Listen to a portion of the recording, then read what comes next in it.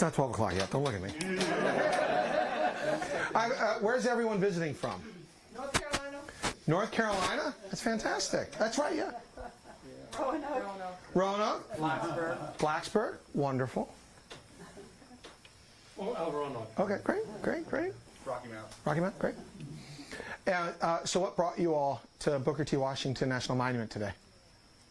I'm visiting friends here, and they brought me over here. Okay, so you knew about it in advance? Yeah. Great. And so how did you know it was happening just because it's the Juneteenth weekend? Did you see it on the news or? I think it was the news. Okay. Or I think it was online. Okay. Okay. You said the right thing. Well, we've had some several press outlets cover it, and I know we were in the Roanoke Times and Smith Mountain Lake Journal. It may have been the Roanoke Times. Okay, great. But news somehow. And have you guys been to Booker T. Washington before? Once? Okay. Great. Well, thanks for coming out today. Thank you. I think we picked a great day. The author of the book gave a great presentation. Yeah. I thoroughly enjoyed meeting this lady here that's the president of the Friends of Booker T. Friends of Booker T Society. But you too can become one. Well, and then at 1 o'clock we have an amazing presentation on the connection between Appomattox Courthouse National Historical Park and Booker T. Washington National Monument. I have it on good authority that the ranger giving that program is phenomenal. I mean, just phenomenal. Where is that going to be? That's going to be in the theater. Yep. So that'll be in the air conditioning. And you personally know the ranger that's going to be giving? I do. Great guy. You know, I've known him for all my life.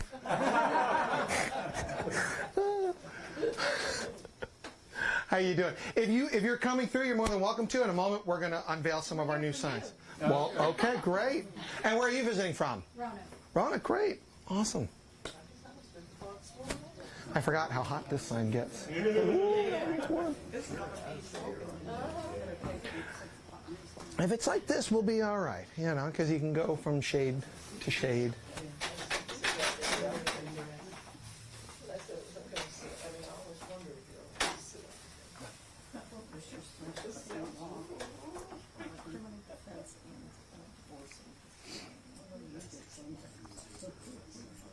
Give me 1 second, Linda. I just want to pop in.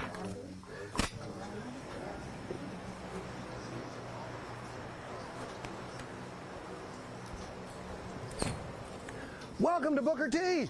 So we have a program that's starting literally in 5 seconds at noon. We're just going to unveil some new signs. If you want to come and be a part of that, you're more than welcome to.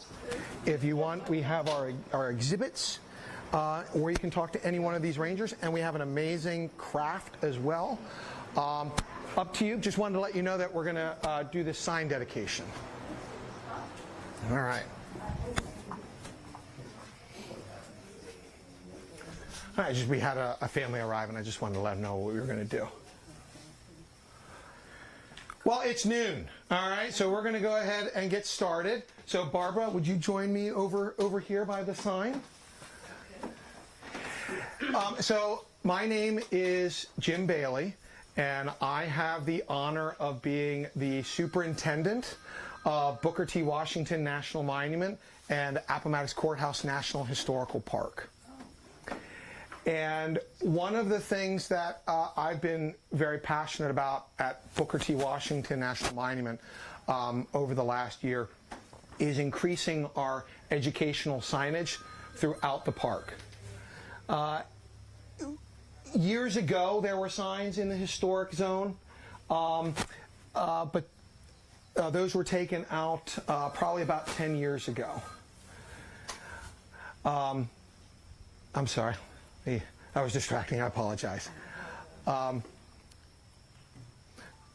So the signs.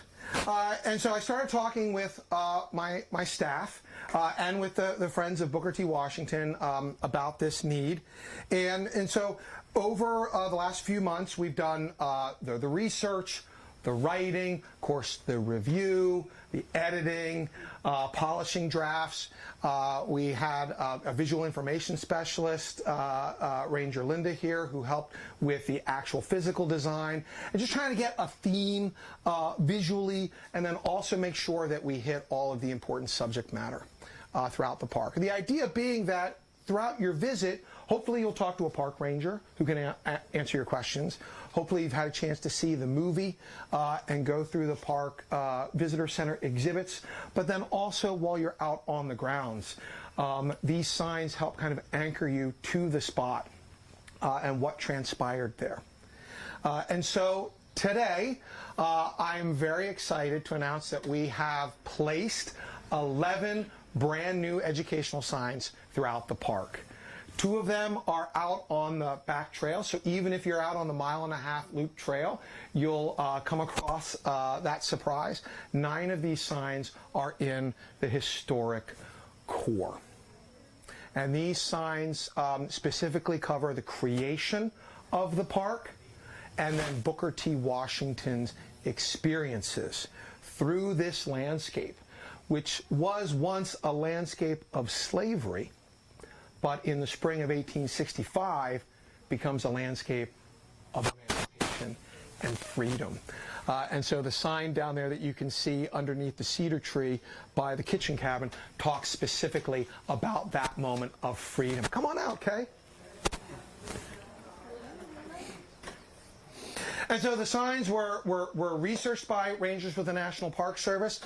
We had our colleagues at Appomattox Courthouse help review and edit them for accuracy. We had a ranger, Brittany Lane, who worked here several years ago. She's now at Harriet Tubman National Monument up in New York State. She helped review the signs. And then one of our incoming rangers this summer is graduating in December with her PhD in antebellum and Civil War history.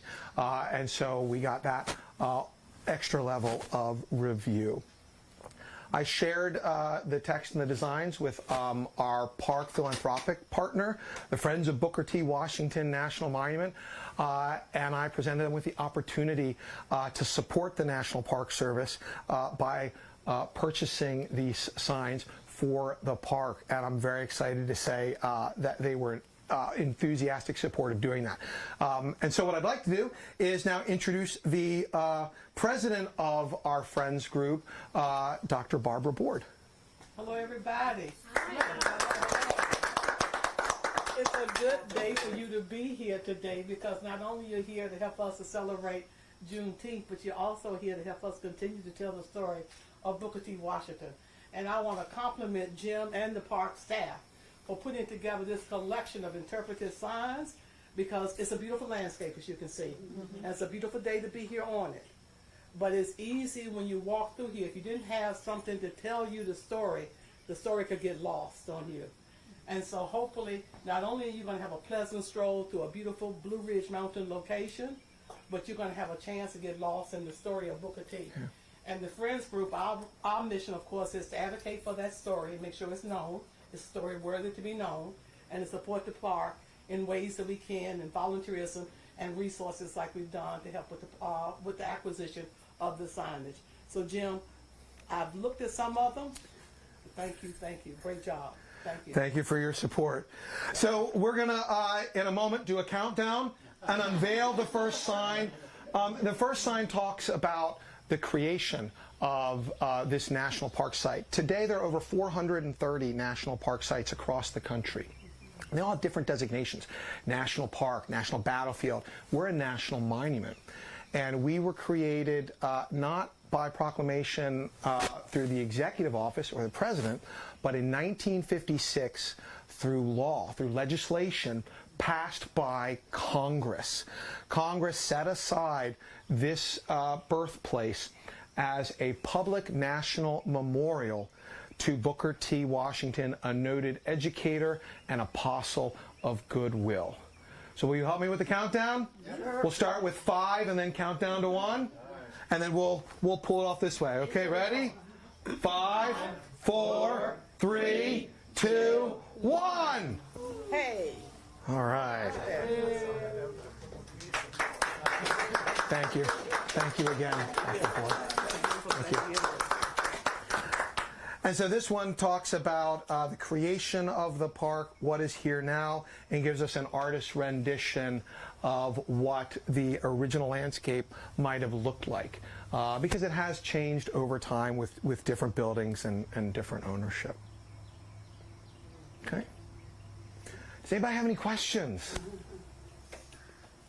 Yes? What is the future of this monument? Do you feel like it is safe, or is it not safe? I'm sorry if I put you on the spot, but... What I would say is that national parks were set aside for the American people. They belong not to the National Park Service and not just to Franklin County, but they belong to all Americans. And that this particular national monument has been visited by people from all over the United States and all over the world. Just last week, we had visitors from Germany, Australia, and the United Kingdom, as well as all 50 states. And so I think that speaks to the power of our shared national past and that draw that you all felt to come here today. You could have done anything today. You could have enjoyed Smith Mountain Lake on a hot day. And I like to do that too. There's absolutely nothing wrong with that. But the fact that you chose to come one step closer to your national past and to visit your national park, I think speaks volumes about all of you. So I thank you for that. And I encourage you to keep visiting national park sites and to take, what you learned here today in that visit with you. We're on a journey. 160 years ago might seem like a long, long time. It's not. It's the blink of an eye. And I think the value of national parks like this is it helps erase those years by being on that actual site. So if you'd like, what I'm going to do now is I'm going to walk down to that sign, because I think that's my favorite sign, because that talks about the moment of emancipation. And as Barbara pointed out, it's the weekend of Juneteenth. It's the 160th anniversary of Juneteenth. It's also the 160th anniversary of Booker T. Washington's emancipation. And we're not in Texas, where General Gordon Granger issued General Order 3 and the proclamation that started what becomes known as June 19th, Juneteenth. So we can't go there today, but we can be here at a site of emancipation. When General Robert E. Lee surrenders on April 9th, 1865 at Appomattox, that starts moments of emancipation throughout Southside Virginia and Central Virginia. And so very quickly, federal soldiers come here and informed Jane and her 3 children that they're now free, that the Emancipation Proclamation is in effect. And over the next 10 weeks, that process of emancipation will take place at every small tobacco plantation here in Virginia, and then spread with the federal armies across the South, culminating with the arrival of 2,000 troops in Texas on June 19th, 1865. So if we can't be in Galveston today or this weekend to celebrate Juneteenth, being here on a site of emancipation is just as good, if not better, for us in Franklin County because of the connection to Booker T. Washington. What happens here is going to change his life and change the course of American history. I mean, think about that. It changes the course of American history because he goes from being enslaved to being free, and what he does with his life is an inspiration. It's a challenge. It's a challenge. His legacy echoes down through the ages to all of us. How are we going to contribute to our community? How are we going to contribute to our nation? It's a clarion call. I would just do a PS to what Jimmy said, just the response to your question. Certainly, I want you to understand his story, recognize his story, because it's our story. It's the story of us when our country had to be reimagined, had to be redefined, and Booker is one of the authors of that. Yeah. And so it's very important that we maintain and retain the blueprint of our story. And so that's the best that we both can say. Our story is worth maintaining. And so, hope you take it in. And like I said, our role as friends is to advocate and make sure the story is known. Become ambassadors with us, please. Thank you very much. Thank you.